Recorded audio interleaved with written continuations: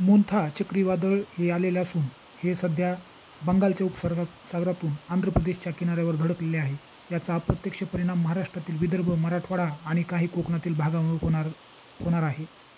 यासोबतच महाराष्ट्राचा जर आपण विचार केला तर मुंबई, पुणे, गडचिरोली, गोंदिया, चंद्रपूर, भंडारा, नागपूर यासह जिल्ह्यामध्ये इशारा देण्यात आलेला आहे आणि याचा प्रमुख परिणाम हा ओडिसा, तेलंगणा, छत्तीसगड राज्यांना होणार असून त्या जिल्ह्यामध्ये रेड अलर्ट देण्यात आलेला आहे. तसेच पूर्व विदर्भाला देखील रेड अलर्ट देण्यात आलेला आहे.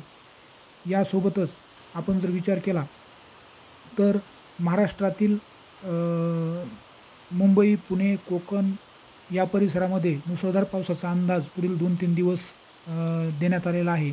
सोबतच नाशिक, मुंबई, कोकण या ठिकाणी येलो अलर्ट देखील देण्यात आलेला आहे. आणि विदर्भ आणि कोकण, विदर्भातील पूर्व भागात आणि कोकणात पावसाच्या जोरदार सरी पडणार आहेत. गुरुवारी आणि शुक्रवारी देखील हे वातावरण राहण्याचा अंदाज भारतीय हवामान खात्यामार्फत देण्यात आलेला आहे.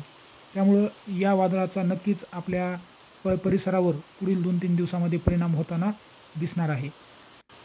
निवडक जिल्हे जर आपण पाहिले तर मुंबई, ठाणे, रायगड, रत्नागिरी, सिंधुदुर्ग या जिल्ह्यात मुसळधार पाऊस, पुणे, नाशिक, सातारा, कोल्हापूरमध्ये जोरदार पाऊस, यवतमाळ, चंद्रपूर, गडचिरोलीमध्ये अतिमुसळधार पाऊस आणि विदर्भातील अन्य भागांमध्ये मध्यम ते जोरदार पाऊस पडण्याची शक्यता दर्शवण्यात आलेली आहे. धन्यवाद.